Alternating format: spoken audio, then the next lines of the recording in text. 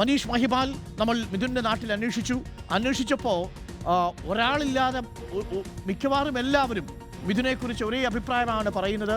മിഥുൻ്റെ പ്രതികരണം തേടാൻ നമ്മൾ ശ്രമിച്ചു, പക്ഷേ നമുക്ക് കിട്ടിയതുമില്ല. എന്താണ് ഈ ചങ്ങാതിയെക്കുറിച്ച് നാട്ടിലുള്ള അഭിപ്രായം?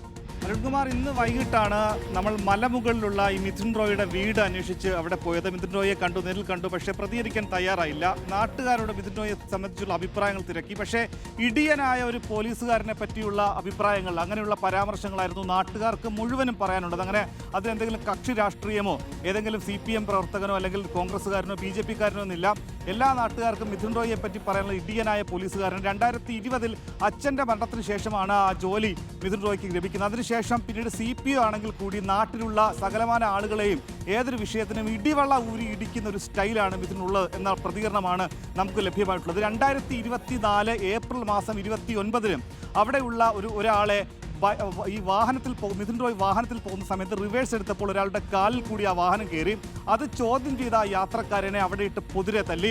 അങ്ങനെ പോലീസുകാരനായതുകൊണ്ട് തന്നെ പരാതി കൊടുത്ത ആദ്യ 2 ദിവസം വട്ടിയൂർക്കാവ് പോലീസ് കേസെടുത്തില്ല.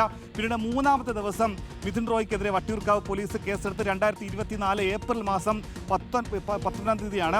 അങ്ങനെ നിരവധി സംഭവങ്ങൾ. അതിനുശേഷമാണ് 2024 നെട്ടയം ജംഗ്ഷനിൽ നാട്ടുകാർ തന്നെ പൊതുശല്യം എന്ന രീതിയിൽ നെട്ടയത്തെ ആളുകൾക്ക് ജീവന് ഭീഷണിയാണെന്ന തരത്തിൽ പോലീസ് മൃഗമാണോ മിഥുൻ റോയ് എന്ന തരത്തിലുള്ള ഫ്ലെക്സ് ബോർഡ് അവിടെ ഉയർന്നത്. അങ്ങനെ ആ രീതിയിൽ 3 തരമാണ്. ഒന്ന് ഒരു FIR 2024 മറ്റൊന്ന് നാട്ടുകാരുടെ പ്രതികരണം, മറ്റൊന്ന് ഈ വിധത്തിലുള്ള FIR ഉണ്ട്. സമൂഹ മാധ്യമങ്ങളടക്കം പോലീസിന്റെ വീഴ്ചയും ഒപ്പം തന്നെ SFI പ്രവർത്തകരുടെ അതിക്രമവും ചർച്ചയാകുമ്പോൾ ഇവിടെ ഈ പോലീസുകാരൻ്റെ ഇത്തരത്തിലുള്ള സംഭവങ്ങളുടെ വിമർശനങ്ങളും ശക്തി ആർജിക്കുന്നുണ്ട്. അങ്ങനെയുള്ള പ്രതികരണങ്ങളാണ് നാട്ടുകാർക്കും പറയാനുള്ളത്. സേനയിൽ തന്നെ ചില ആളുകൾക്കും ഈ മിഥുനോട് വലിയ രീതിയിലുള്ള വിമർശനമുണ്ട്. കാരണം നേരത്തെ പേട്ട പോലീസ് സ്റ്റേഷനിൽ നിൽക്കുന്ന സമയത്തും ഇത്തരത്തിലുള്ള പ്രവർത്തികൾ ഉണ്ടായിട്ടുണ്ടെന്നാണ് അവരുടെയും വാദം.